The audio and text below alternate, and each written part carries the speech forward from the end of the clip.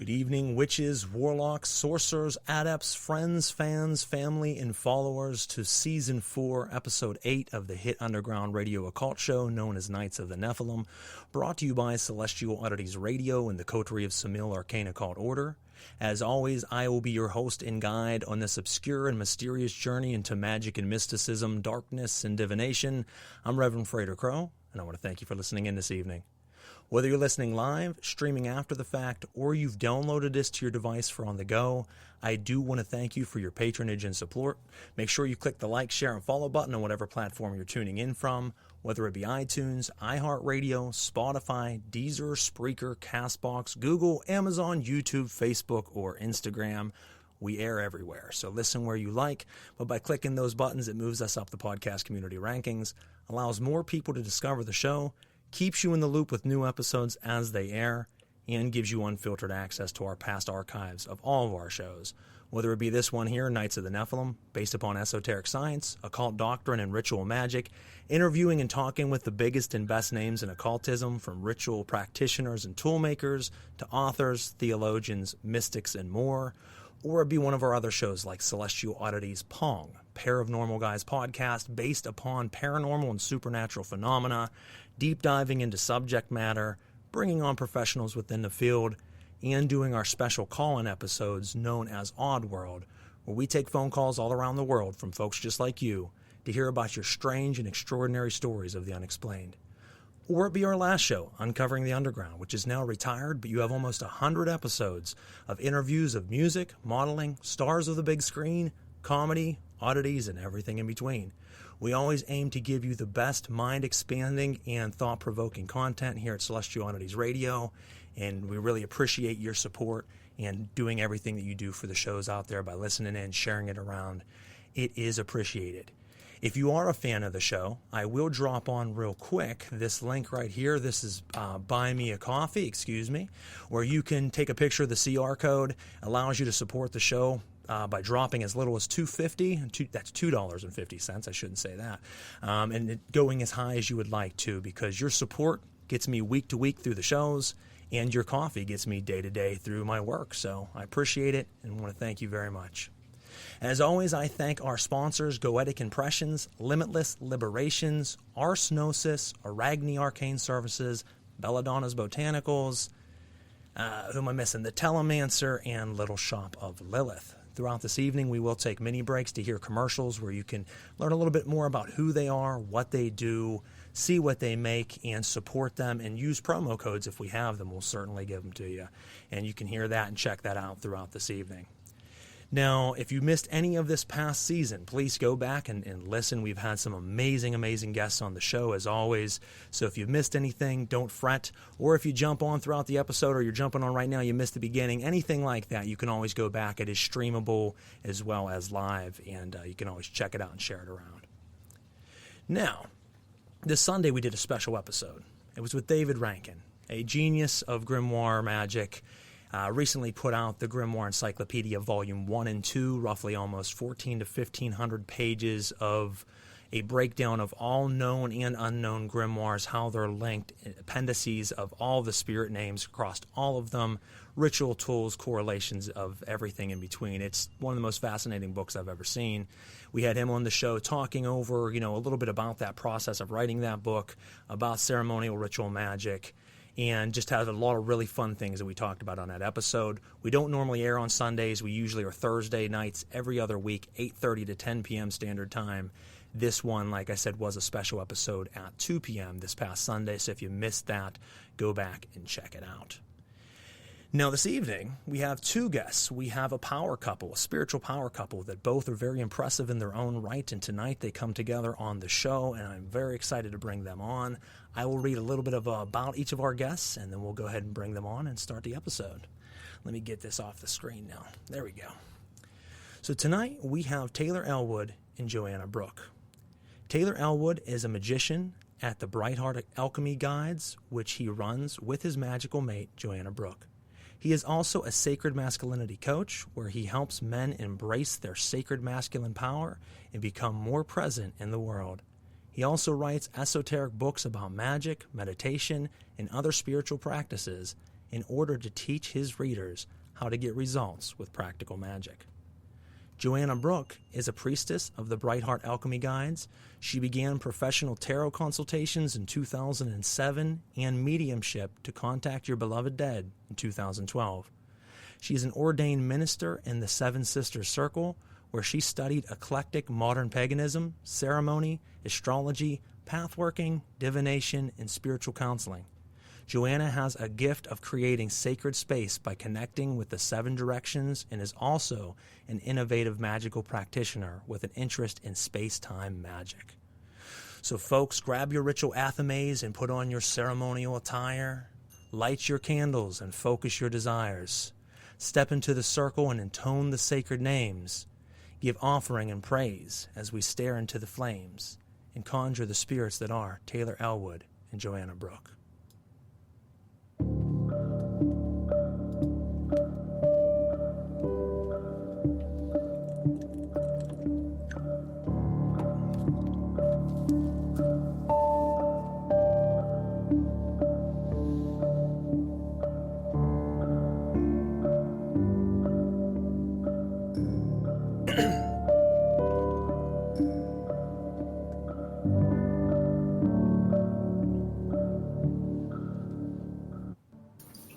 Good evening, guys. Thank you so much for coming on the show with us this evening. Thank you for manifesting us. Thanks for having us. Absolutely. No, it's my honor and my pleasure. First and foremost, I want to give a thank you to a mutual friend, Taylor. I want to give a thank you to Frater Barabbas, because it was actually his interview last year where we were talking about the show and just things he would love to see on it. And he says, you really need to bring my friend Taylor onto the show. Now, I knew about your work, but I didn't have you yet on my list to get onto the show. So whenever he said that, I took that very serious. He's a man I respect greatly. And we manifested and brought it into fruition this evening. So thank you, Frater Barabbas, for the recommendation, and thank the two of you for coming on. Yeah, a big thanks to Frater Barabbas. He and I go back a long time. I helped him way back when with getting his first book published and a couple others, and proceeded from there. But we've always had a close friendship, so huge thanks to him. That's what he said, and it was funny because the first time I came across you was the interview that you gave him on your show at least a few years ago. And that's how I came across you originally and knew the name. So whenever he said that night on the show, it was a no-brainer. I wanted to bring you on and get to pick your brain. And Joanna, certainly it's a pleasure to have you on as well. We have a lot of fun stuff to dive into this evening. All right, let's do it. Yeah. So I like to start out traditional with all my guests, I'm old-fashioned like that, and just find out how each of you got into the world of magic. I mean, what brought you into esotericism, into the practice? Whichever one of you would, want to start, I would love to hear it.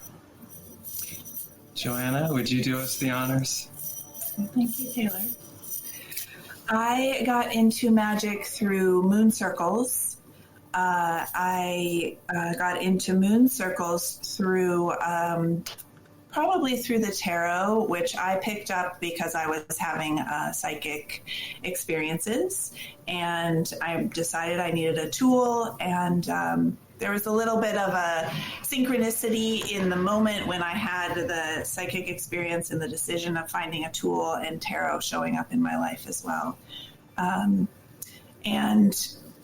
As you probably know, in esotericism, the arcana of the tarot often are utilized as a way of accessing some of the deeper ritual magic.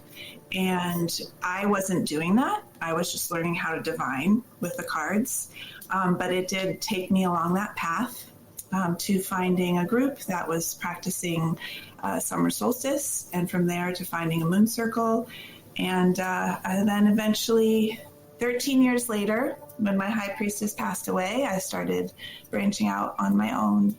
And soon after that, I met Taylor. That's a beautiful journey, and I love to hear that tarot played such an important part for you, because I have a lot of people having spiritual experiences at a young age that get into occultism, But a common subject that doesn't get talked about a lot, which is very powerful, is the tarot. As you said, using it for divinatory practices is great, and it's very powerful as that tool. But when you start to use it in path workings and meditation practice and ritual itself, it becomes a whole avenue that a lot of people don't discover or don't go down. But if you do, it's very, very fruitful to know how to use it in both methods. Mm-hmm. Yeah, it's true. Well, it's beautiful. I'm glad that you shared that with us. Taylor, how did you start out? Well, I would say that I had a fascination with magic early on, and really what was interesting is that when I was 7 years old, I was drowned in the ocean, and I had a spirit visit me, and that kind of helped me to stay alive, shall we say. That was my first near-death experience. And so I started reading the Greek myths sometime shortly after that, and was always drawn to that mythology and the stories. But then just drawn to magic in general. I loved fantasy books and things like that, but I didn't know that it was really real. And then when I was 16, I had this kid sit down, and he noticed that I read fantasy books, so he thought he was going to tell me a story and pull my leg.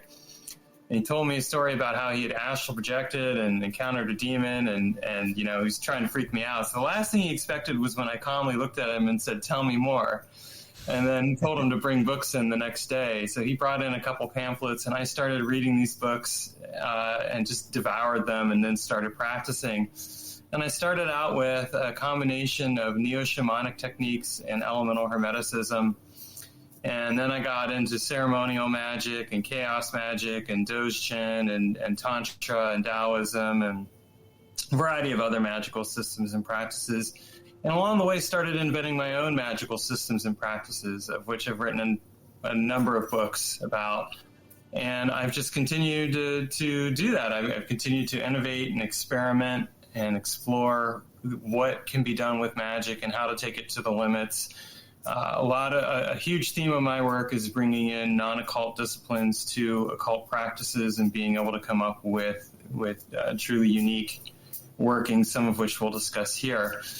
And I had the great fortune to meet Joanna relatively recently, and we've been working together since then, and it's been a wonderful journey so far, and I have no doubt it'll continue to be.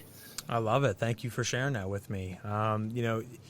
It is funny when you get into a practice and you're so hungry for knowledge that you read and devour and practice everything in your way. I mean, that was me from one end of the earth to the other, practicing a lot of different modalities until synthesizing aspects of all of them into your own personal praxis.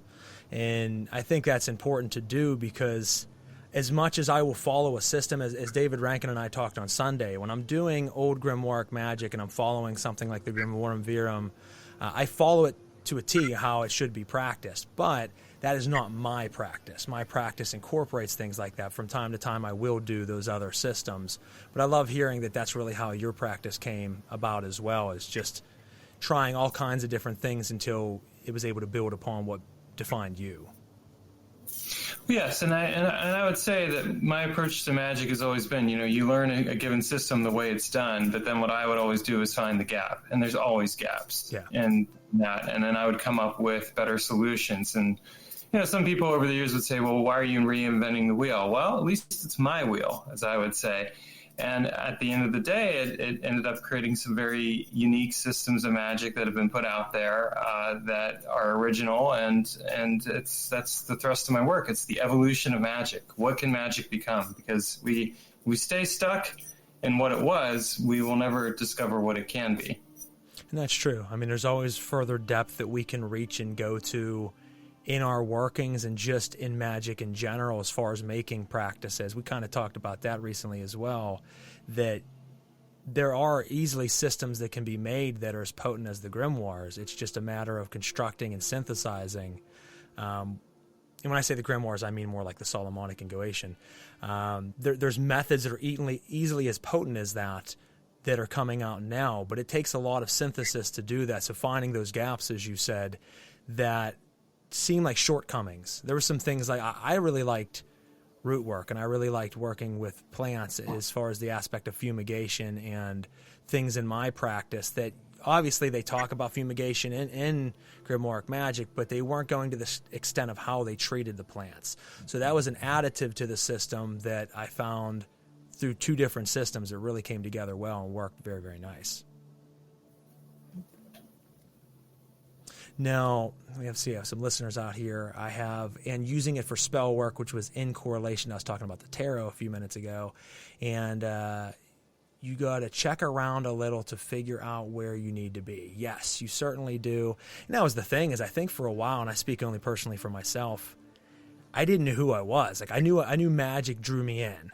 And I started things, and I'm like, I kind of resonate with this, but I kind of don't. And then I would try something else, and I kind of resonate. So that was picking up the pieces until I kind of found home, which home was what I built. I think it's hard to get to that point, though, because you can spend years in a system and then realize it's not really the system you want to be in. And if you are listening out there, folks, you can put in comments through the Facebook, Instagram, or YouTube. They will all come to one central location, and we will see you. We air across other platforms, but those comments don't come in through this system. The only one that allows you to do that Spreaker. But if you are listening out there and want to ask our guests any questions, please feel free to do so. They will come across. We would love to read them off. We have a great set of guests that ask questions every week, and we really appreciate that. Now, Joanna, you, as you said, took over the responsibility of your coven that you belonged to after the passing of your coven leader. How was it taking those roles on, filling in those footsteps? How was that for you after all those years? It was absolutely 100% natural for me. Unfortunately, the coven did not hold. The circle did not hold. I learned something really important in that experience, how absolutely vital it is if you are leading a group that you have some sort of process in place for transferring power, because my teacher and priestess did not. And although she had ordained me and she passed down certain ceremonies that she had developed through her, magical study and work, unfortunately, I ended up attempting to hold the circle together, and we did some beautiful ceremonies, but eventually everybody went their own way. It's really hard to keep a group together. It is very difficult. It is. But recently, Taylor and I and a group of volunteers that we had met a couple of them a few times, but nobody that Taylor and I had known more than a year. We presented a public ritual at Eugene Pagan Pride Day, and it went fantastic considering the circumstances. So to call in the directions and hold space for that and feel completely comfortable and in my element, I felt was a real success for me. Considering. That's a beautiful thing. It's because it is, like I said, it's so difficult. So if you can find people that resonate with one another and can work together, it's such a nice thing. And it is difficult, whether it's, something with magic, whether it's a group or a band or a musician group, anything like that. Keeping several minds together and on the same page and in correlation with one another is really difficult, because people tend to wander off. Any one individual kind of does their own thing, and to bring them into a group setting where everybody having to be on the exact wavelength mentally, physically, emotionally, spiritually, it is vital, and that's tough. So hopefully you guys can solidify that again. I have a friend, and she has a coven, and she does very, very well. I've always been solo because it was for that reason. It's hard to find people that are dependable, and I feel like ritual magic's the one thing that someone can't drop out on me and it'd be okay. In life, if you miss, like blow me off or something, maybe I can forgive it. Magic, if we're setting up for a ritual and putting a lot of time and effort in, and you miss that or you're not reliable, then that's probably it for us. So hopefully that builds back up for you guys. I have no doubt it will. Now, how's been going out to all these events? I've seen some different events posted up, I think, from you guys, going out and doing readings in the public and mixing with different people out there. How's that been? We've been meeting some very interesting people, networking, and it's a learning experience, and it's still very new for us to be working together in that environment. So each time we try something just a little bit different, and we have fun. We have fun with it. Yeah. It's nice to get out and meet a lot of different people, just the different personalities. It's nice to mix. Yeah, for me, it's been nice to get out again. I've done the convention scene before. This is a little bit different from that, and I'm finding that I really enjoy this process of working with somebody. Actually, in this public space, this is one of the most interesting and fascinating things. Her and I working together, and I think a huge part of it really is just kind of knowing that we each bring our own separate strengths to it, and we complement each other really well. And that's a huge thing, and you don't just find that. It's something that you have to look for. I mean, we both, in our own respective ways, we're looking for each other for a long time, and it feels like it's kind of come to fruition. But it took some time to get there. What's interesting is when you do complement each other and each one of you bring each other alive. And what I mean by that is I was pretty big in the music scene for a very long time, and I was every weekend playing a venue somewhere and on the road traveling and spending hours and hours in venues. I did 95% of that alone. When I say alone, there wasn't friends with me, there wasn't anybody. I'd be driving 6 hours to a state, staying 9 hours at a venue, headlining it, and then driving back. And it was fun, and I still did great with my stuff. But when you had someone there that resonated with you, whether that's a friend, whether that's a partner, it just brings that energy alive. And when you play and perform, it shows more in that. So it's nice to see that you two found each other, because it does add to each one of your skill sets. You're both powerful individually, but together unstoppable. And it's a beautiful thing. That's why we called our business the Alchemy Guides. Brightheart is part of my magical name. And Alchemy Guides, because it really does feel like alchemy. Like we, start talking about our ideas for doing magic, and it just, exponentially increases, the composition of a ritual, for example, is just snaps together like that once we start talking about things. And Taylor is amazing at coming up with ideas. I mean, he is as you know, he's incredibly prolific. And I feel really honored when he and I are talking about one of his ideas, and he's really excited about the, how I build off of that. And a lot of what I've been doing, I didn't have a name for it necessarily. But some of the things that I've been doing for years, Taylor's like, oh, that is what I call it, for example, iterative magic. Chaos magic and these kinds of things. It's really exciting, and it's a big learning process for me. I've studied, like I said, I've studied tarot and some other forms of divination.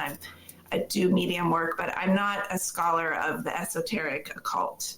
And it's really exciting to be living in a house with so many esoteric books. They're everywhere. You can't see them in this video, but they are everywhere. I'm sure they are. And plus, he's contributed several himself. So, I mean, it's really impressive. I mean, just a few. Yeah, I don't even. How many books do you even have out at this point, Taylor?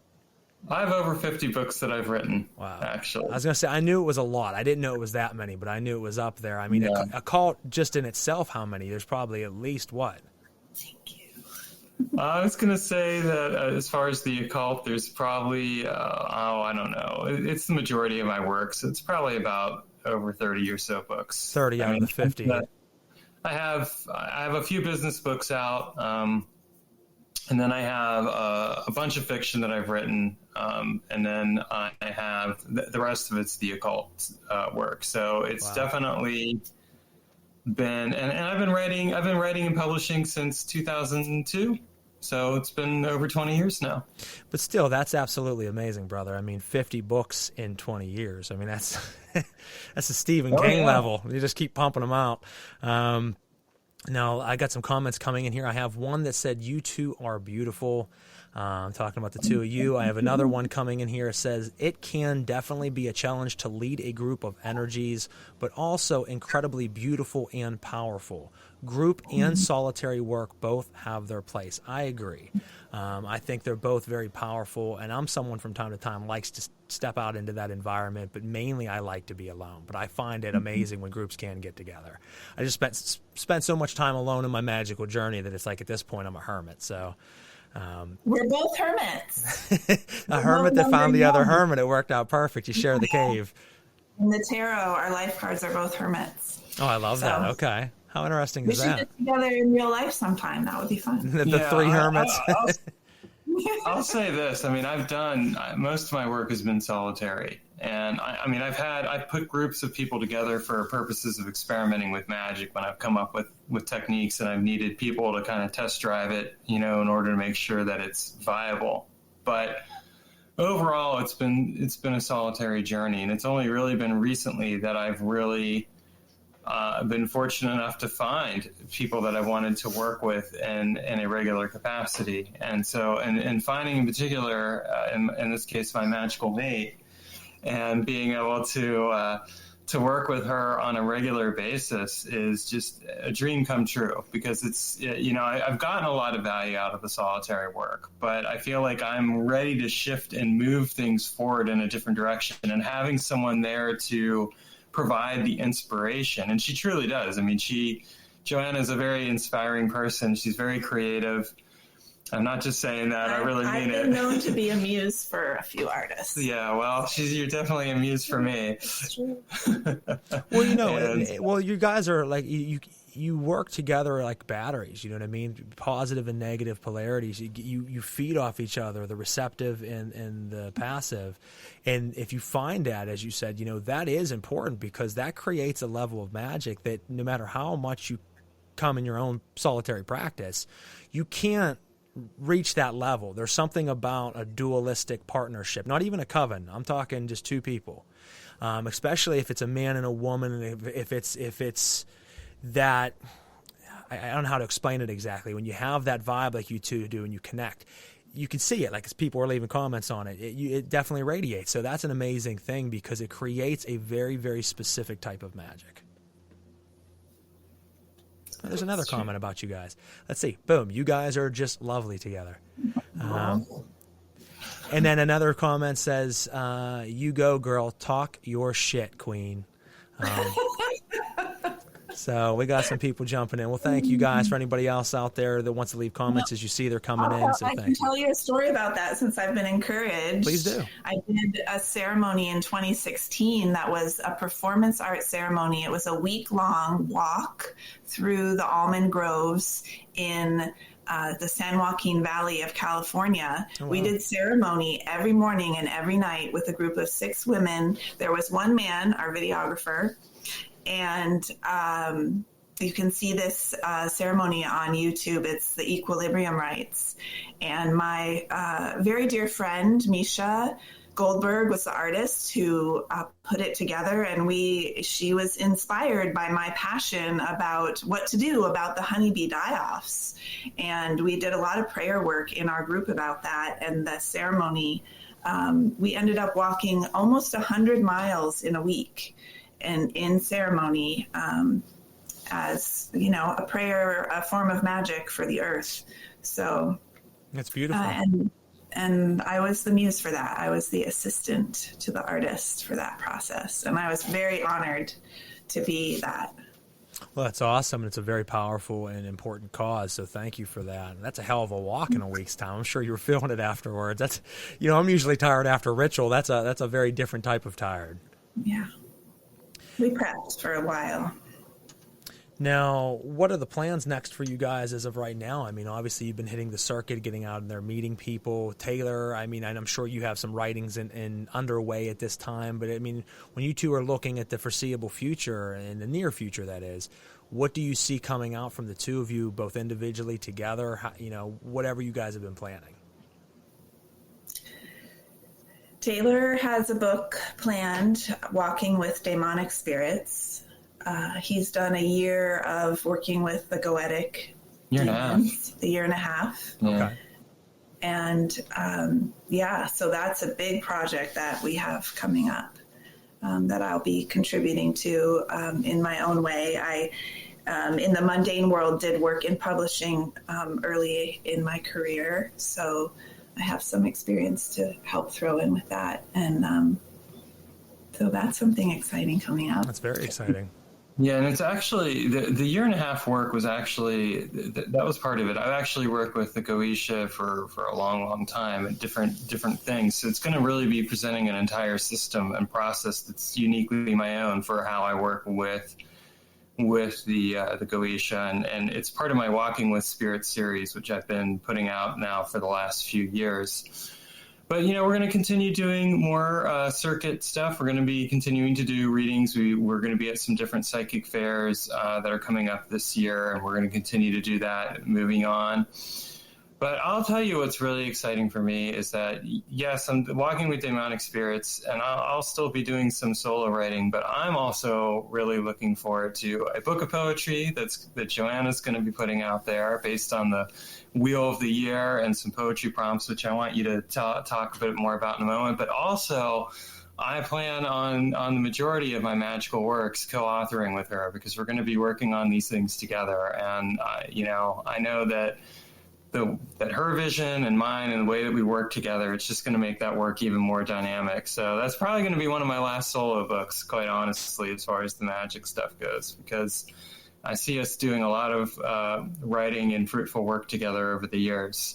No, that's beautiful. I look forward to certainly seeing what the two of you produce together, and that's a good ending last solo book, and it's not like you're falling short on anything there with your 50 books out there. I think you've said a lot personally yourself, so it'll be nice to hear what the two of you have to say together.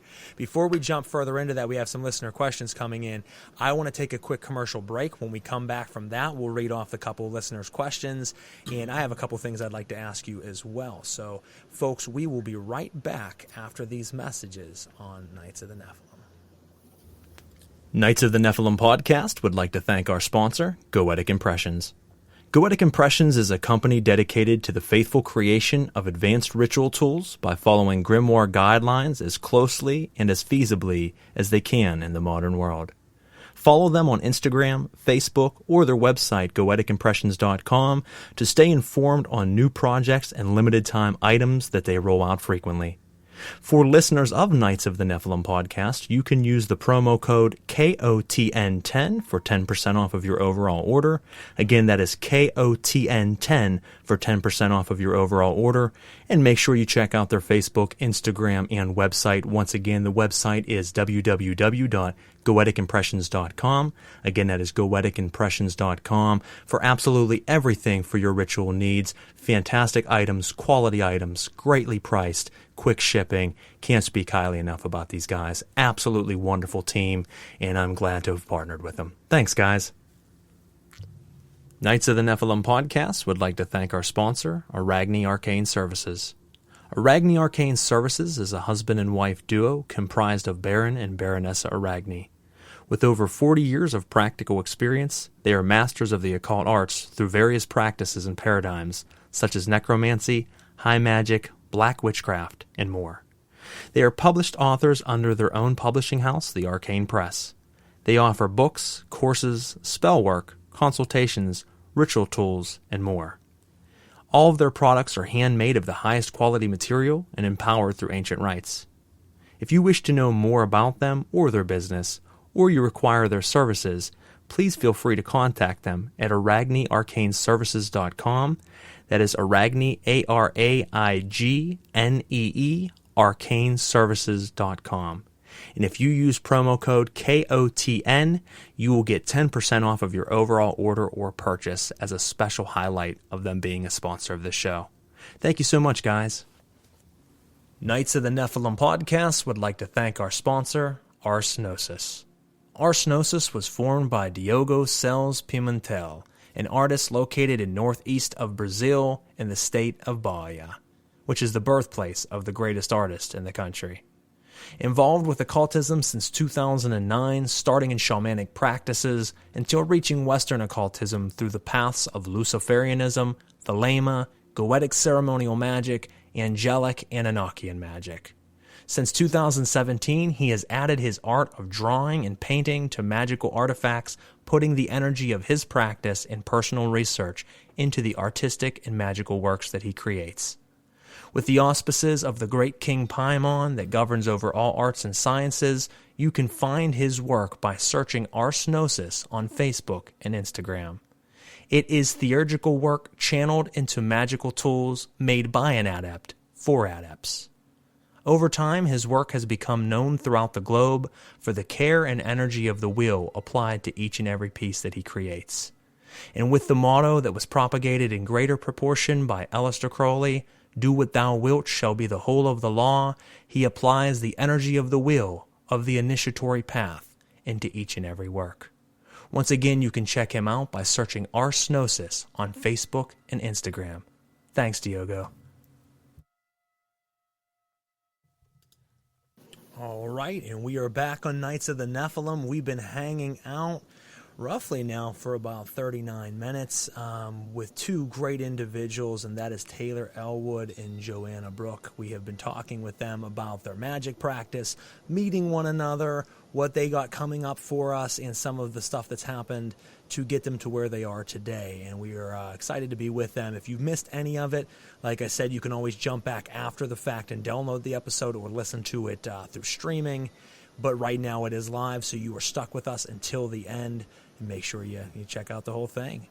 So we had some questions coming in just before the commercial break, and thank you to our sponsors out there, of what is your favorite deity that you've worked with out of your upcoming project of the Goetia?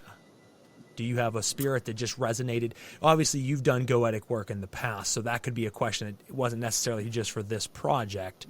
But with your works with the Goetic 72, is there anybody specifically who has been vital to your growth and work? Well, I mean, I would say that really there's a few different spirits that I've worked with that have been vital.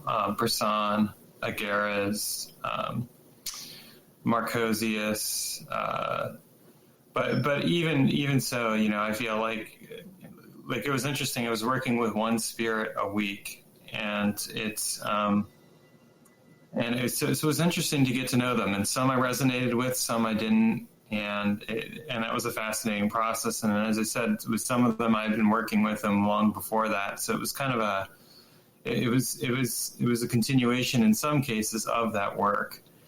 And, I think that the most important thing is that really for me, the relationship was about building a collaborative relationship with those spirits. It wasn't, that's the way that I like to approach these things, a very collaborative, ongoing relationship as needed and appropriate. I'm in the process of actually evolving my methodology for working with those spirits. Joanna challenged me in some interesting ways around that, and I love it. I mean, I love getting. Yeah, you did actually. I used to put. So here's the story. Oh. I put up my paintings on the wall, like evocation portals. I've done that, and these are a couple paintings here. But when Joanna moved in, she was kind of like, you know what? No, we're changing this around a little bit. I have standards, and you're going to live by those standards. And I'm like, all right, I'm all for it.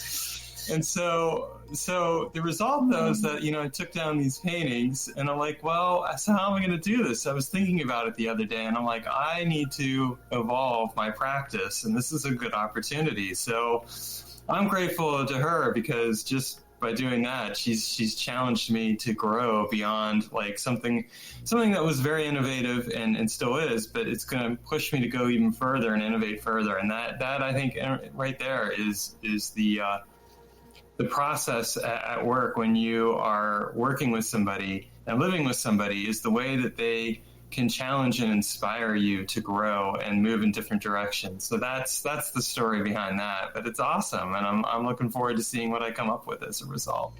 Well, and pushing the boundaries to new planes is very vital. I mean, it is. You can look at it from two different directions. You can say, if I have something that works, I can stick with that and always do just that. But after a while of it working again and again and again and again, that's great. It's potent.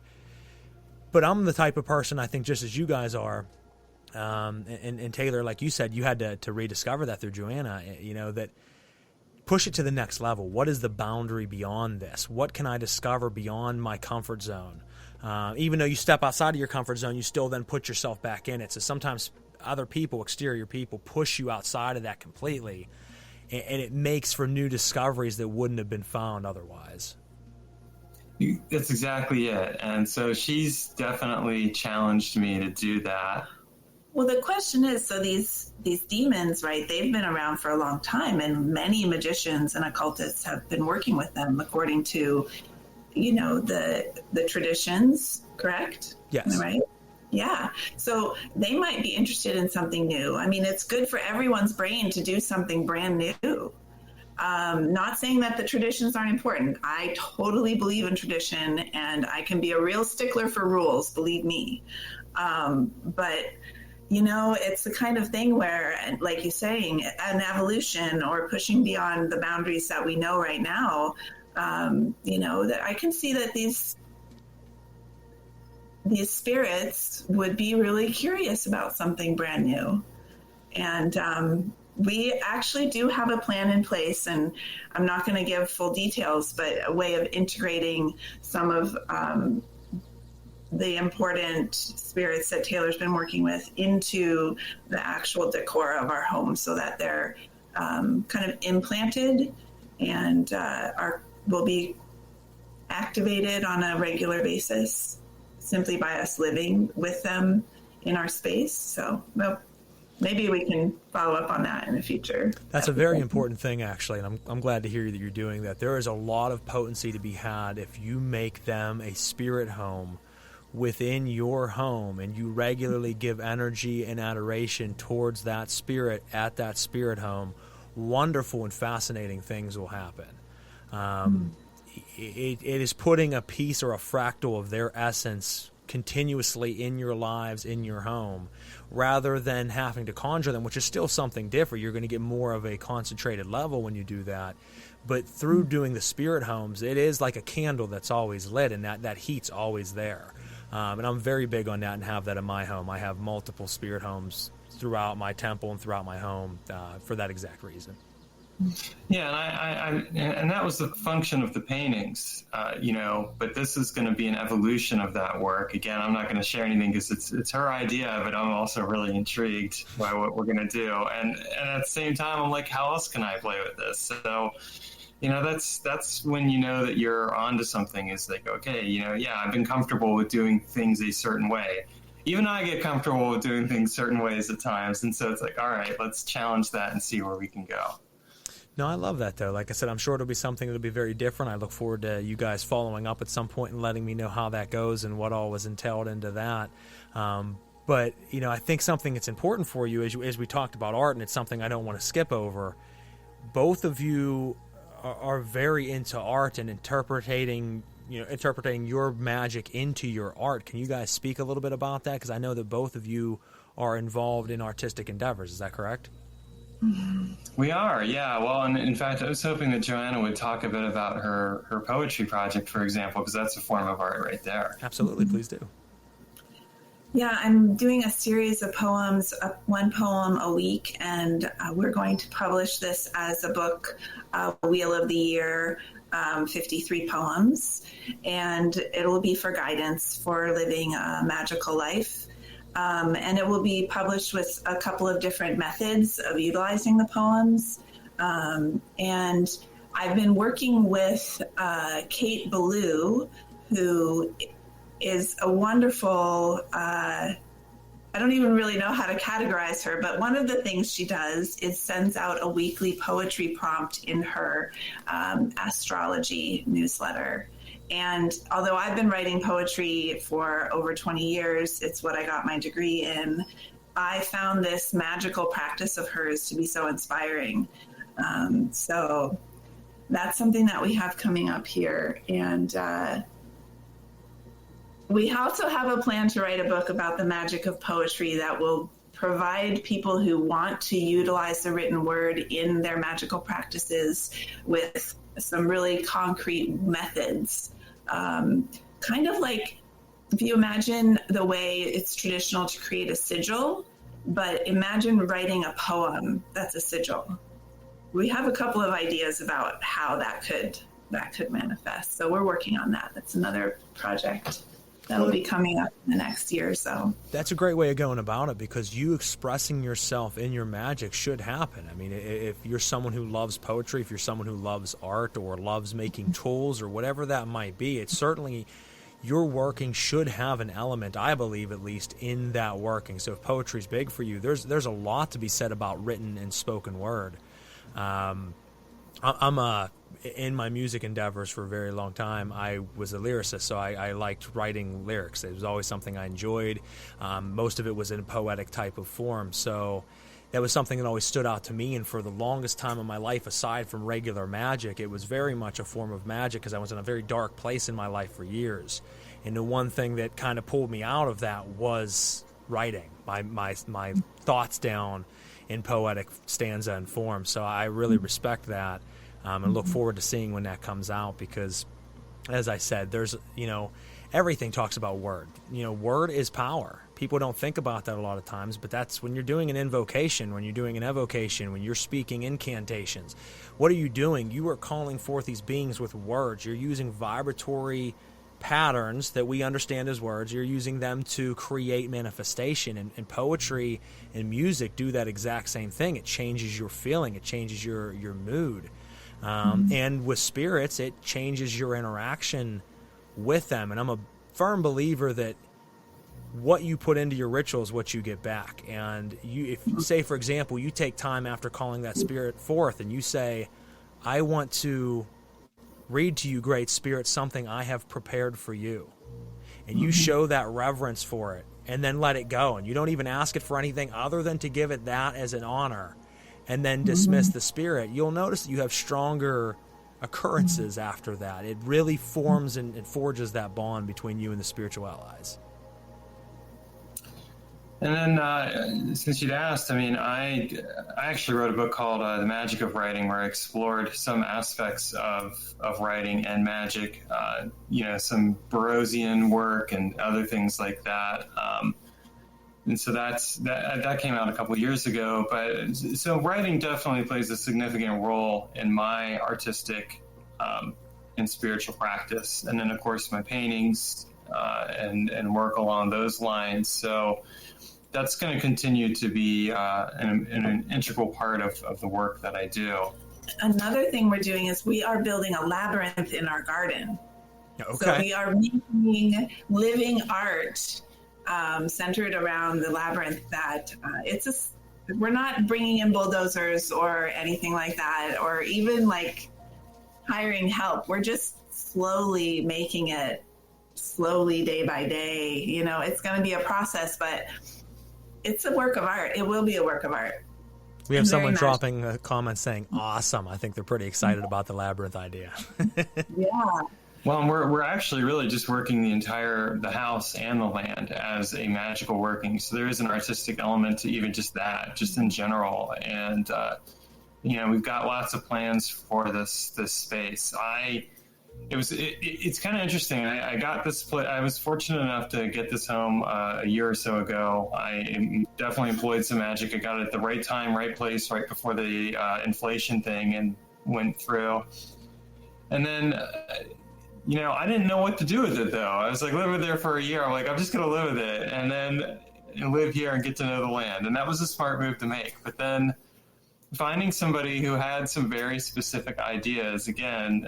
And so we've since then, Joanna's moved in. And so we started to develop these ideas and it's just fascinating to watch the character of the land itself change as a result when you have somebody working on it with tenderness and care and really connecting with the local spirits in that way as well.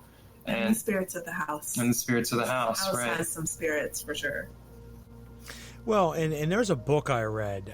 It's called The Devil's Raiments, and it's very interesting, and it makes me think of this because it talks about the importance of... I'm trying to see who the author is real quick. I'm trying to search it while I'm talking here. For some reason, it's not popping up. It's from Martin Duffy, and it talks about the importance of magical regalia. And why, and historically, why the robes were used, why the headdresses were used, why rings were used. And it's a perspective that most people never think about. And it talks about how incredibly important just the robe is. And it gave me a new perspective on everything around us, from how your temple looks and your altars look, to your home, as you guys were just mentioning, to how we dress and everything in between. It was a cool perspective to open up, because once opened, it never shuts again, but it's not something I really thought about. I use a robe and all of that, but I never thought of the importance of the reasons necessarily why in the perspective that Martin Duffy presents. So that was very resonant of that when you guys said about the home. If you can make a labyrinth outside the home, if you can change the house around a little bit and bring it to life as its own magical being. And as you said, there's already spirits of the land there, so you're bringing the land to life, but you're also bringing the spirits of that land a more harmonious way of being there, if that makes sense. Yeah, absolutely. That's one of the ceremonies that I carry is a naming ceremony, and part of that is the person asking for a magical name has to create a necklace, and there are certain items, magical items, that need to be on it, but the rest of the necklace is up to that person to create. So in the process of receiving that name, they also receive their own creation of an item of magical regalia. So that's awesome, because they get to take that on as their mantle. I have now adopted my name and my identity and who I am, and now I'm also taking on this first vestige of regalia, to be mine and be something that means something to me. That's beautiful. It is very primal, because you can think that's like maybe one thing that one of the first hominids would do for self-decoration was make a piece of string out of some fibers and, find a bone to put on it, right? It's like something to wear. I think we've always had that inclination for some reason. Human beings always had an inclination, because you want to decorate it, you want to stand out. So after there's a few cavemen standing around and looking, well then, cavemen and women are looking at each other, and how do I stand out from the other one? And as you said, I'm going to throw a bone on a string and I'm going to throw it around me and stand out, and then the next guy is going to try to up me. But no, right. I love that they're the decorating of the home, and I love the artistic side of it, which is something we don't get to talk a lot about too often. But it is so important, and so many people just employ it without even realizing it, or thinking about it. Or maybe if you're listening out there, folks, and you have a self-expression, but you haven't brought it to life because you never thought of mixing the worlds, try it. I would definitely suggest doing it. If you play music, I'm a musician, as I said. I always enjoyed performing music as part of my ceremonies in the past. Making that part of what I'm doing, because that's a part of who I am, and that should be expressed in the temple. Now, let me see if we missed any comments here. I don't think so. I think we're caught up at this time. Beautiful. So one of the things I wanted to talk to you guys about is, I know that, alchemy has been a big part of your guys' practice, and I would like to hear, how magic has helped you unfold, because I don't think a lot of people understand that, there isn't this big metamorphosis that changes externally to the world, but internally we keep raising to different vibrations, and we see the world, understand and fit in the world very differently than we did 6 months ago, 2 years ago. And I explain that a lot, even with reading a book. You read a book and you don't understand the concepts at all. They're foreign to you. It's like reading another language. But through connecting the dots from this book to that book to this book, and studying and employing that, all of a sudden, next time you come back around to that book, you're seeing hidden formulas that you didn't even understand in the book before. And it's not because you're reading it a second time. It's not because, you become more intelligent. It's because you've actually raised your vibration, which allows you to see things that you didn't see before. And that's what allows us to better our life and go through spiritual alchemy, at least how I see it. So if you wouldn't mind, either one of you, whoever wants to start out on that, how has that been for you, spiritual growth and alchemy, from who you were to who you are now and plan to become, that process of unfolding? You want to go first? You look like you have something to say. It is a slow process, and it's a process that what I'm seeing is the forge and the hammer on the piece of iron. And so each ritual that you perform, or in my case, for example, every moon circle that I went to, full moon and new moon, was like a strike of the hammer over a long period of time. And And that is, it's an alchemical process where your life changes, the way you look changes potentially. And I certainly have, the way that I look has certainly changed over many years. And also internally, right? And then also the practices that we do. There was a time when I had no idea that I could hear dead people, right? And now it's, actually, this is so exciting. I have a seance. Seances are exciting. Yes, at the Shelton McMurphy Johnson house, which is known to be a haunted house. So we're going to do that in October. It's going to be a group medium reading. And I mean, there was a time, 15 years ago, I would have never conceived that could be something that was a part of my life. And now I'm just super thrilled and delighted that this is coming true. Dreams are coming true because of the repetitive process of doing the ritual, doing the work, every time that you have the opportunity and feel called. Well, I love the fact that you're going on doing the seance, and the biggest thing I'd say is just be open. Just be truly open to the spirits that are there. I run a paranormal research group, and we go over the country and investigate places, and we do it very different than most groups. I'm not there to catch, hey, can you knock for me? I mean, don't get me wrong, we'll still ask questions and stuff, but it's not a question, are you real or not real? What I do with groups is I take groups out and introduce them without cameras and the glitz and glamour. Let's sit down and talk to the spirits. Let's interact with the spirits and show, because so many times someone's gone out and said, like, I don't know if I believe in this and this, and I'm like, give me your true attention and openness tonight. I can't guarantee it'll happen, but I can almost guarantee it'll happen. And so often we sit there in a circle, ground ourselves, take some deep breaths, and just calmly introduce ourselves to the room and say, if you are here right now and would like to communicate with us, please come out in whatever way, shape, or form you would like to, whether that's knocking, whether that's talking out loud, whether that's interacting and touching one of us or coming through one of us. We would love to communicate with you if you would like to communicate with us. And then just sit there. And so many people are just mind blown within 10 or 15 minutes. Knocking starts happening around the room and things start moving around the room, or you can hear footsteps when we're all sitting completely still behind us, and they're like, oh my God, this is happening. I'm like, yeah, spirits are all around us. You just have to pay attention to them. They want to be paid attention to. That's why you get favor of familiars and spirits, because once you pay attention to them, as we talked about earlier, you can be the lone musician going to clubs playing at night by yourself all the time, or you can have that person that you pay attention to, and they're going to give you a lot of responses back, and that is an important thing. So if you listen to the spirits out there, folks, you connect with them, they will be a part of your life forever. It's just a matter of doing it. And the naysayers always crack me up because they'll say, well, I've never had an experience. I say, well, when's the last time you went out to a location and sat in the dark for an hour and talked to them? When's the last time you went into the forest by yourself at night and just talked to the forest? I've never done that. Well, then how would you ever possibly have an experience? Unless something just smacks you in the face pretty much, you have to be seeking it for it to find you. And like I said, that's my bread and butter there, going out and doing seances and going out to places. So I wish you well on the upcoming event. That's very exciting. I'm very happy for you. And I look forward to hopefully hearing a great report back. Thanks.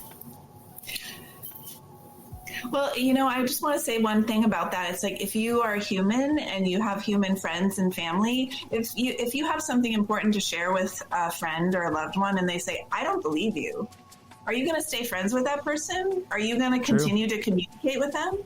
True. Probably not. Like, we want people in our lives who believe in us. And it's the same with the spirit realm or with any deity or, supernatural force that we might hope to believe in. Like, if you believe, they're there. And I'm starting to sound like all, conspiracy theory. But you talk about sacred masculinity.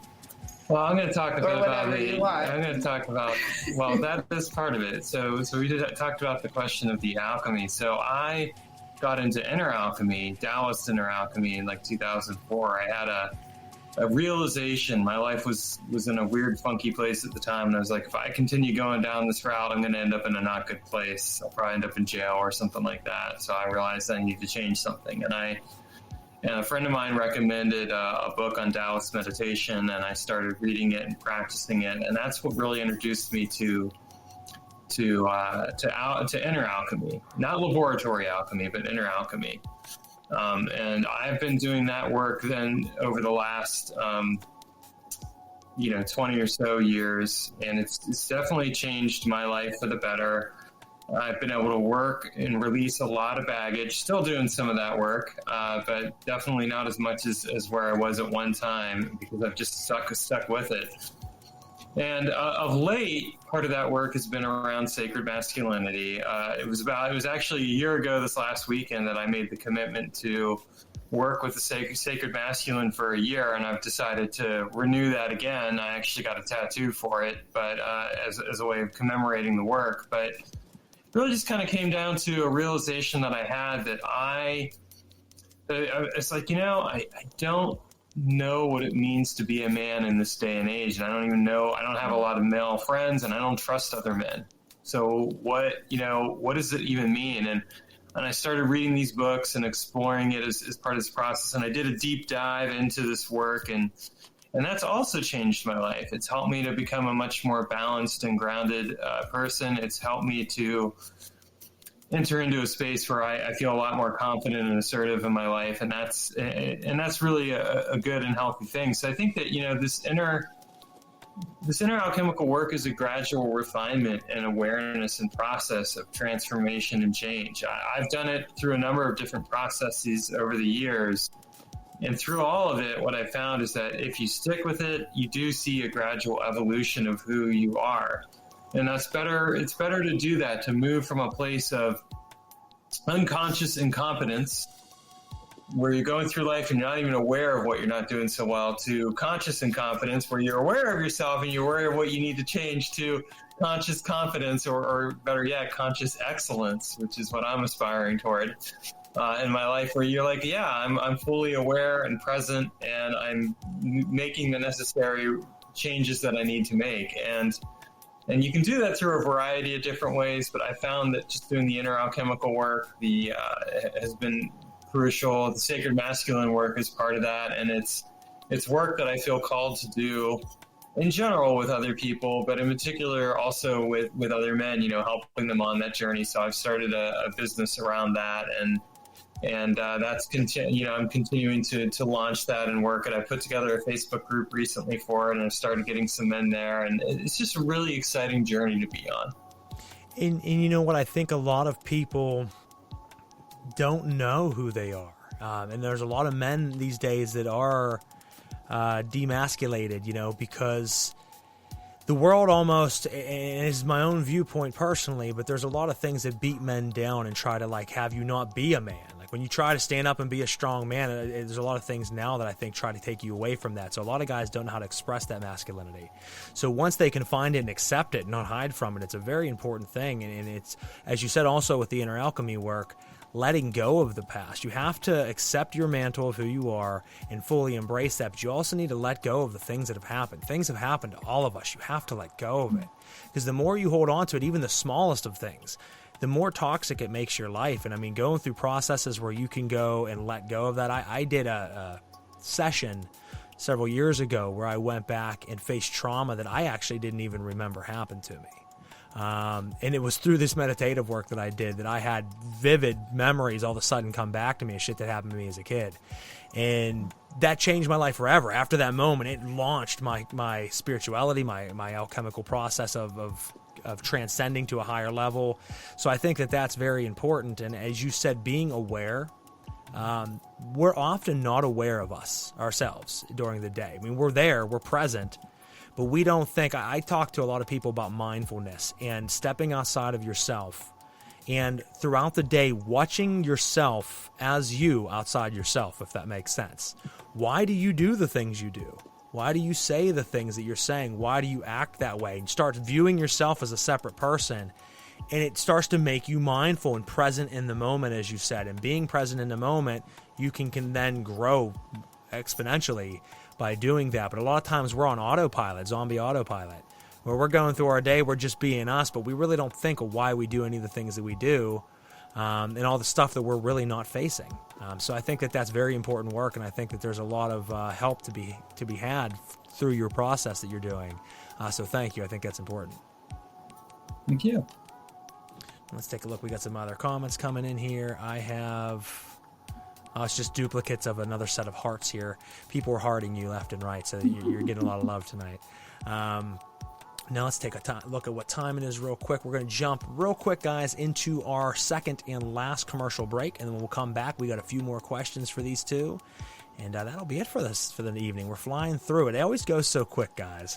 But we'll be right back after this on Knights of the Nephilim Radio. Knights of the Nephilim podcast would like to thank our sponsor, Belladonna's Botanicals. Belladonna's Botanicals is owned by Jennifer Vatsa, a left-hand path and poison path witch, certified aromatherapist, herbalist, perfumer, skincare formulator, and incense crafter who designs and has created a massive product line consisting of over 300 products, with new ones being released every month.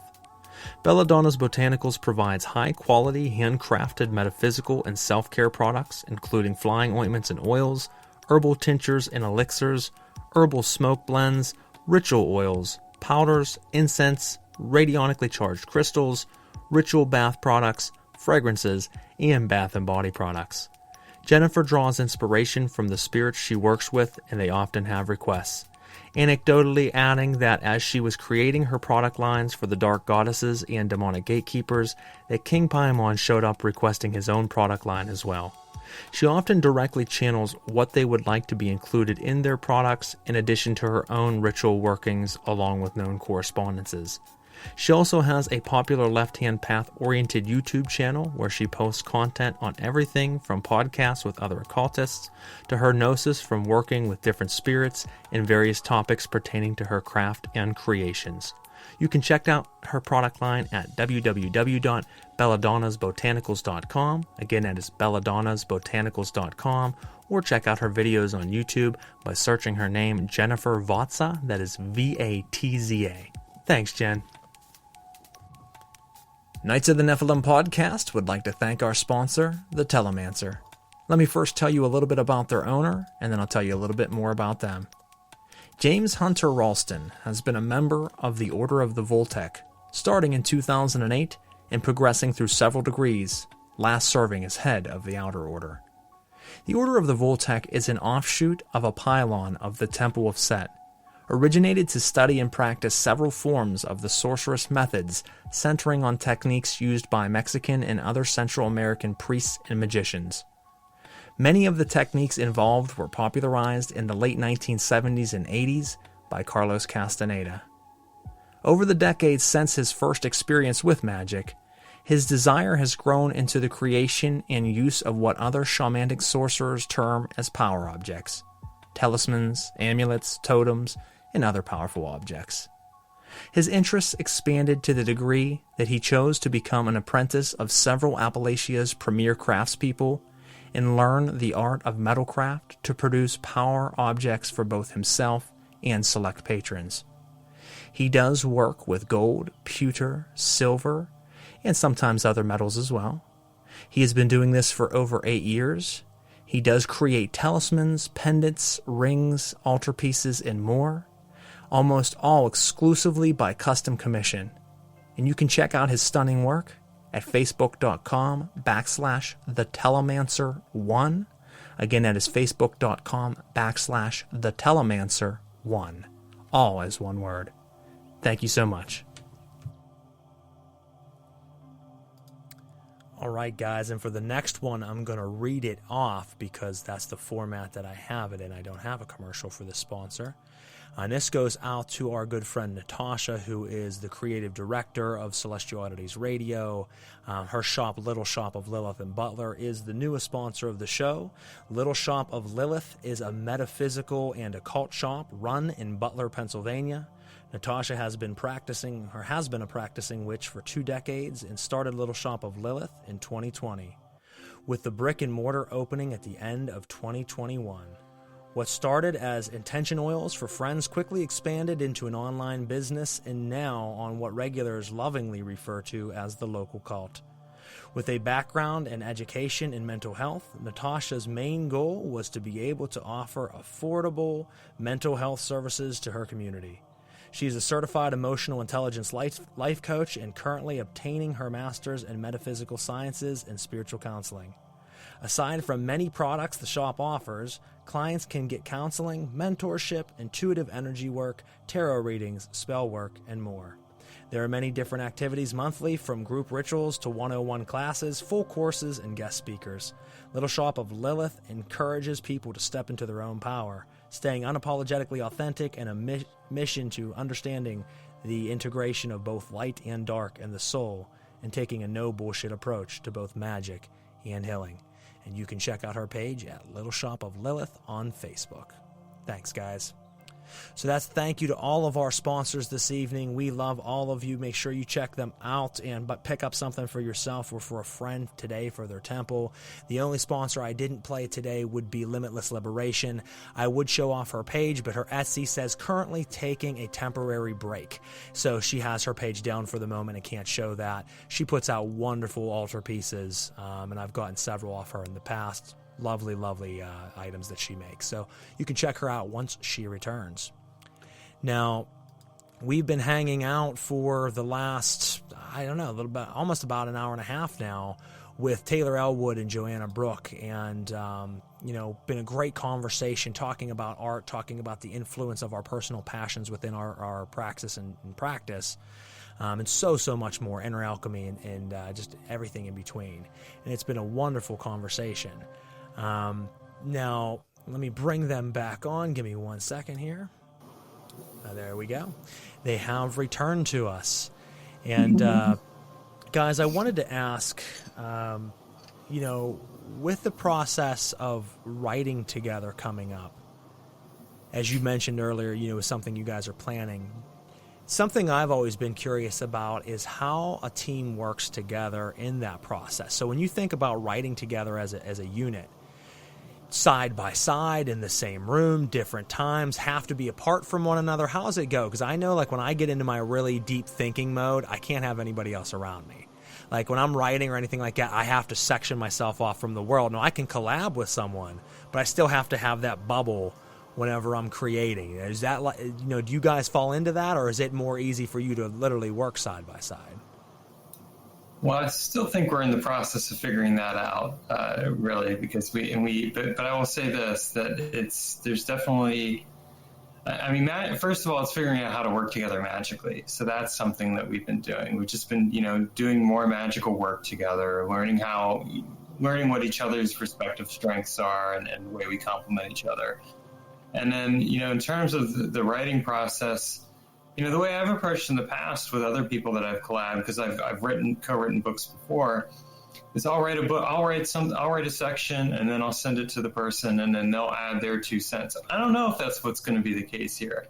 We have done a little bit of collaborative writing, and I'll leave it up to Joanna as to whether or not you want to share what we've done. Yeah, Taylor wrote a book, Walking with Nature Spirits, and asked me to take a look at it.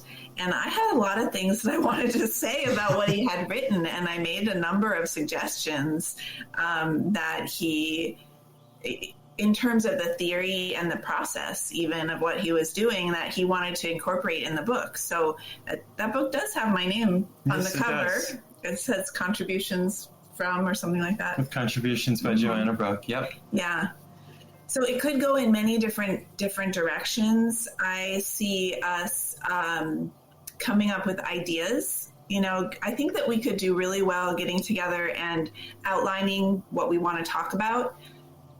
I would give Taylor the first pass because he's such a generator. With all the books he's written and the magical systems that he's come up with, he's generated ideas that could keep magicians busy for the next 250 years. There's a lot out there that people can work with. A lot of material. Absolutely. Yeah, you have released just a shit ton of material, Taylor. So kudos to you on, like I said before, that's no small task to write a book in your lifetime, let alone, 50 books in 20 years.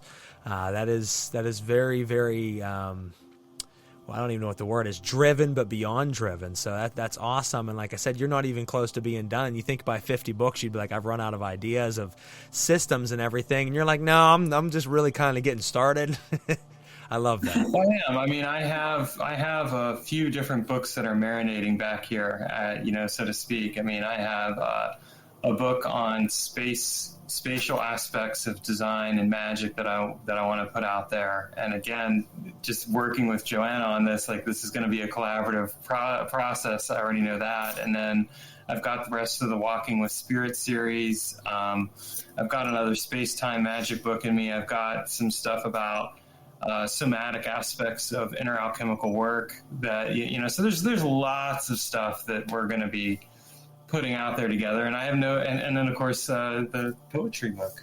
And I have a knack for pushing Taylor's envelope in a really positive way. I think it's a really positive way for asking those questions that say, okay, but where does this go, and why does this happen? And I think that's where this is going to happen and this is so traditional, that there's seeds that Taylor's going to be planting, and I've got fertile soil, and we're going to grow something brand new. But you know what, though? That makes sense. I mean, as funny as it is, like you said, I mean, that is true. You are the muse. Whenever you provide that channel, that conduit of thought of what is next, why am I doing, where does it lead to, it does push our boundaries. It really does push someone's boundaries to say, well, you know what? I had a great idea, but really, what was it? It's just a seed. What do I do with it? When you have that person that can help water that and grow that, it can take, like I said before, life of its own. I think that's kind of the moral of tonight's show, that having someone to bounce your ideas off of, talking to someone, working together in partnership and finding resonance is a very important thing. And like I said, I'm glad you guys have that. I think it will be interesting to see the writing process, especially my viewpoint from Taylor's mind. And what I mean by that is having so many books written by myself, you know what I mean? And sitting back and saying, okay, well, now I got to switch that up. Now, you have a little bit of that in the recent book, but now I got to switch that and realize there is going to be a big change to the writing, but I'm ready for it. And that's what I think is really cool. I think it's going to add a whole new diversity.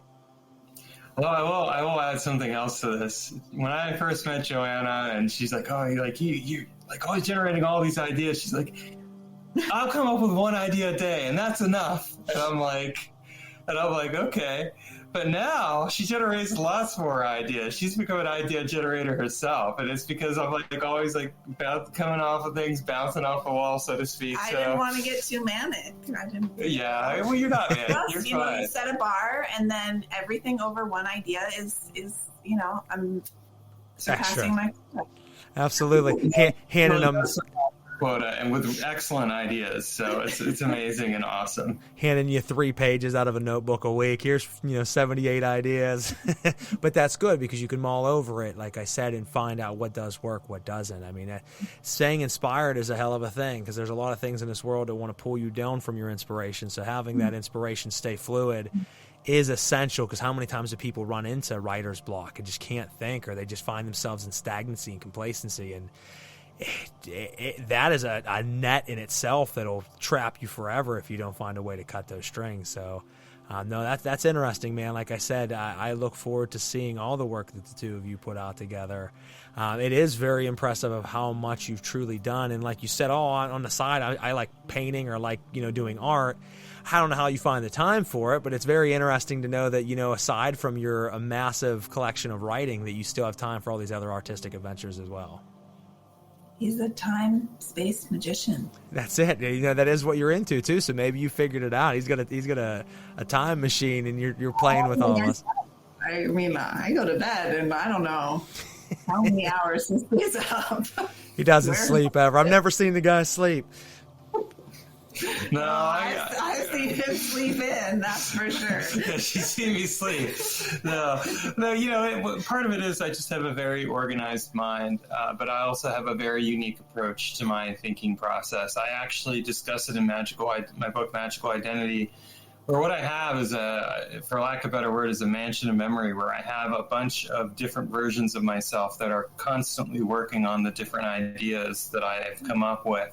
And so I have one that's, for example, dedicated to neuroscience, another that's dedicated to spatial design. And so I'm reading books, I'm taking in other things, and I'm processing all this stuff in the background of my mind and through these different rooms, if you will. And this is what helps me, amongst other things, to generate a lot of ideas, because there's always some part of me working on different ideas in the background. I love that. And it also allows me to make the most of my time, so that in a given evening, I'll always get at least some things done, because I'm, and for me, that's something I take great joy in.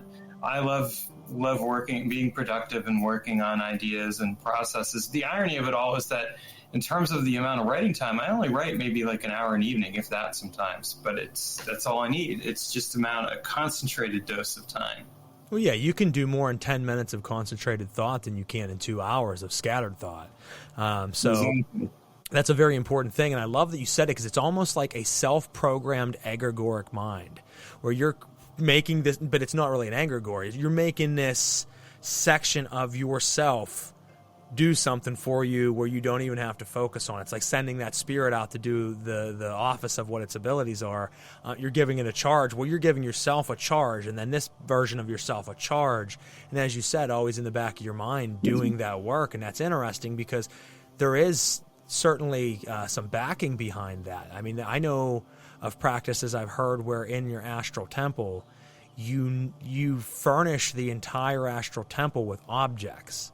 And objects are symbolic of specific large chunks of memory.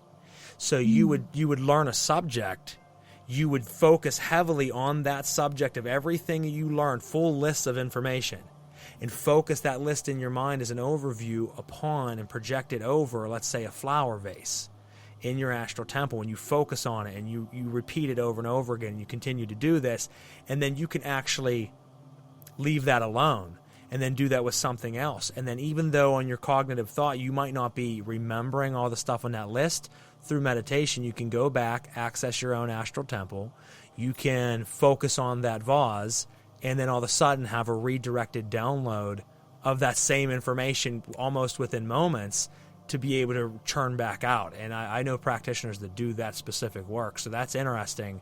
That you did it in a kind of a different fashion, that I'm going to program myself to have different versions of me to work for me, so that, as you said, your hour of concentrated time is making up for hours of ADD, looking all over the place, can't think, scattered, which I know happens to get me a lot of times, because I'm just all over the place.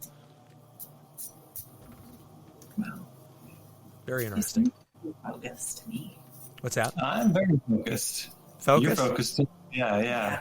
Focus is tough. I mean, like I said, I can be at times, but I notice I do have ADD. So everybody has ADD. If you go to the doctor and say I have a hard time thinking, they're like, well, we know what's wrong with you. But I actually am one of the people who do have it.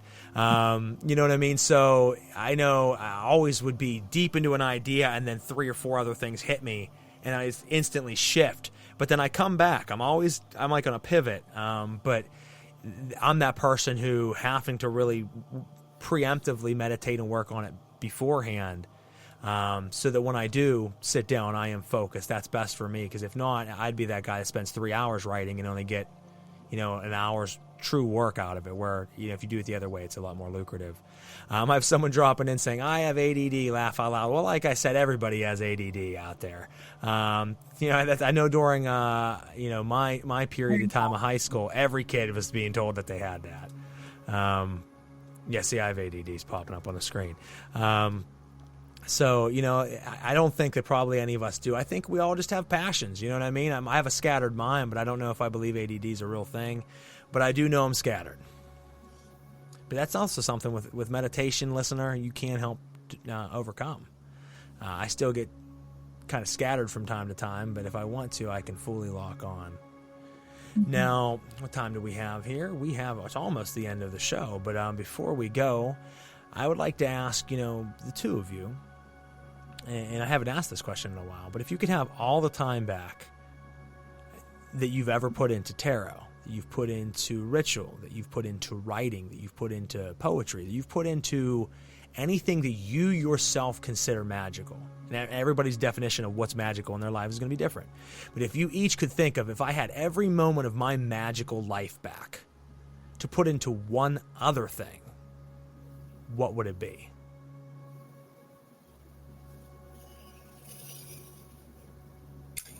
Well, I have to tell you that wouldn't happen. I put it right back to whatever it was, because that's me living my fullest, most happy life. I mean, that is my life of meaning and purpose. You know, that's what I've been put here for.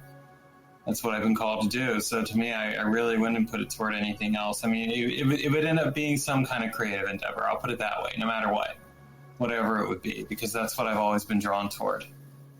I would learn to be a tightrope walker, and I would walk between very tall trees. Wow. Okay. That's a different answer. I've asked that in all my shows, but I used to ask that really big on my Uncovering the Underground with like metal bands and models and oddities collectors. And I always got the weirdest answers from everybody. Now, tightrope's a new one. I've yet to have anybody say that. I had a kid. He was a drummer for a band. And I was like, if you could do anything with the time you spent in music over your life of playing the drums, well, what would you do? And he said, I would become a professional fingerboarder.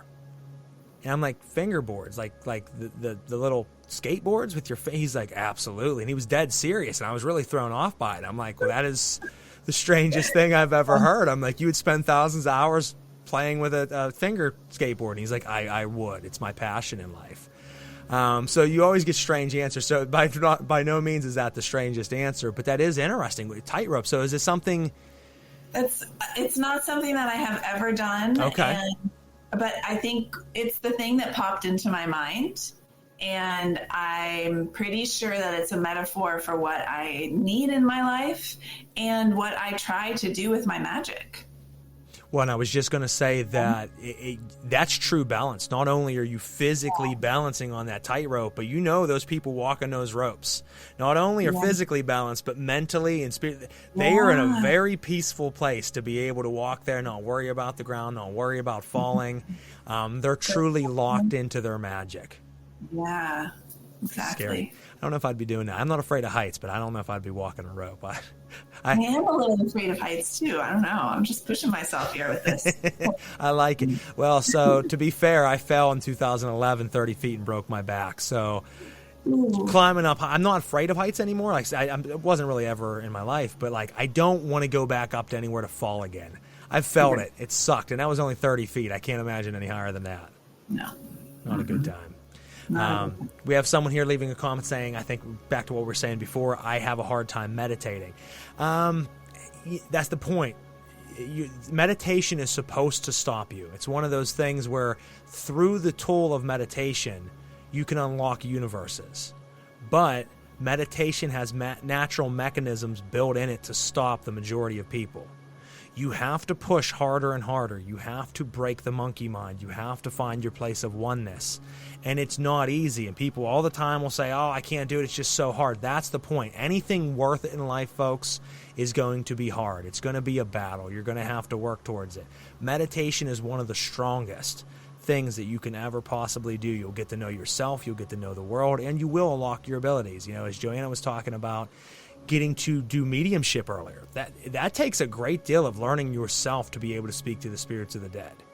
And I wouldn't be able to do that if I didn't polish my own faculties through meditation. Some people have it naturally just come in, but I know for me, I meditate and polish those characteristics of clairaudience and clairsentience to be able to tap in. So if you're having trouble, Faith, just spend more time doing it. Don't focus so much. Stop thinking about when your mind wanders. Don't focus on what it wanders to. Let it go there real quick. Let it come back. Don't focus on it. When you think about it, that's when you get lost in deeper monkey mind. I want to share Please do. Tips on that. Please do. One thing to remember too is most people have this idea that meditation is just blanking your mind, getting to a place of empty mind, and that's one goal, but it doesn't have to be. I mean, another form of meditation could be, you have be aware of your thoughts and your emotions as they come up, but then dissolve them. Work on dissolving the the particular thing. So like what's the hidden narrative there? What this is part of Taoist meditation, where you end up dissolving a lot of the thoughts and emotions that come up. And in that process of dissolution, that's where you end up coming to that place of emptiness, of stillness. And same thing with Doshin. You can do Doshin where you're just staring at a spot in the wall, for example, as a form of meditation, and you just allow yourself to be aware of it. You don't think about it. You start to think about it, you're kind of like, oh, I'm thinking about it, and then you switch back to awareness. So there's many different forms and practices of meditation, and it's important to explore and see, like, if walking meditation as well. If there's a form of meditation you're struggling with, try a different one out, and then you may come back to the other one and find that it comes easier to you because of the way that you've taken a different process and allowed it to temper and fine-tune your mind. That's a very good point, Taylor. Because there is different ways, whether you're, mantra, for example. I have my mala on right now. I sit and I just count my mala, I close my eyes, and I repeat mantra, and I go to other worlds. You know what I mean? It doesn't take me long as I'm just reciting. And a lot of times people might say, well, trying to recite the mantras, it's too much focus. I can't get in the zone. So as Taylor said, you have to find something else that maybe works for you. But for me, that mantra just puts me into that zone. But staring at a dot, as you said, staring at a mirror, which becomes very important in evocation and in scrying. Staring at a mirror and staring at yourself for long periods of time without breaking focus can take you to a very strange place. So that's another way of getting there. It isn't always about clearing your mind. Sometimes it's about, letting your mind roam. But don't focus on it. Just let it roam, and it'll get there. So thank you for that great pointer there, because I think that's a huge hindrance for a lot of people getting into magic. And I think we'll end it there, for both of you giving us one last answer. For someone starting out right now, I think nowadays is a really hard. It's nice because one of the things you were saying earlier is you met so many great people, and now there's more people into spirituality and occultism than ever. There's a huge great awakening happening right now, and a lot of people are leaving traditional dogmas and finding spirituality, and it's great. But with that, there's so much material, so many practitioners, so many websites, that it's easy for one to get lost in the forest of it all and not find their way. So if you each could give a piece of advice, thinking back on your practice to now and how it shaped you, what would you tell someone that says, hey, how do I start this life? How do I get into my magical abilities? That's a big question to put at the very end Absolutely. of the show. Yeah. I say do what you love. Like, find the thing that really lights you up, right? And follow that path. I know that it is somewhat typical in our culture to say, it's got to be hard, and I think it is difficult to get your own mind in shape. It's just like working the body. It's not necessarily an easy thing, but if you're going to be doing magic, I think magic is something that flows, right? Yep. So I say my basic thing is start with the 4 elements. Pick one, work with it. Go to the next one, work with it. Take 4 years if you need to. Work with the 4 elements, and then everything will start opening up for you. That's a beautiful thing, because you're correct. Working with the 4 elements, and I'll jump back to you here, Taylor, in just a second. Spending a week, month, a year working with each element, calling in the elements, absorbing the elements, and seeing how that specific current and influence will influence your life and what changes that makes. By the time you do make it around the circle, you have a much bigger understanding of the world and yourself and your magic. That you can move on to other things. And I think that's the problem, that a lot of people want to rush quickly through it. And there is reasons why you should start out slow. And I've said this before in the past, like where the Golden Dawn, where they would have you do the lesser banishing ritual of the pentagram for a year, morning, noon, and night. And that's all you did for a year straight. And people would lose their minds and they're like, I'm doing the same dumb ritual 3 times a day, every day for a year. I don't understand why. But by the time the end of the year came, they realized they had discipline, foundation. They were now very fluid in their movements and understanding those energies of working with the elements. And then they moved on to the next ritual, and it just was so much more potent. So I think that's very important, is to take your time with it and do it properly. But as you said, be fluid. I think too many times we stand in our own way. We just have to get out of our own way and let ourselves be fluid. Mm-hmm. Taylor, what are your thoughts? Well, I got into magic because I was curious. And so my thoughts are get curious, ask questions, and don't expect to find the answers necessarily in the books that you read, but find them in the experiences that you have. And ask yourself, part of that curiosity is like, where are the bounds of the known knowledge, and how can I, I'm fond of saying, challenge what you know by discovering what you can learn. So, as a very brief but example, bouncing off of the elemental stuff, yes, you can work with the 4 classic elements, but what if there are other elements beyond that? So, for example, you could work with the element of emptiness, the element of love, the element of movement. I've done all that work and other elements aside. So, you could spend a year of your life working with an element for the rest of your life. And it doesn't have to be just the classical element. It's just about getting curious. What motivates you to discover something is asking questions. And if you ask questions, that's what leads you to answers, and that leads you to that path, and it leads you to your purpose and meaning as well. So get curious, ask questions, because people don't ask questions as much as they need to. And why not have fun? Yes. If you're having fun with it, you're going to persist, and you're going to want to keep doing it. Show them what you've been having fun with the entire time we've been doing this. We've been having fun with that, This whole interview, I've been playing with this slinky. I love it.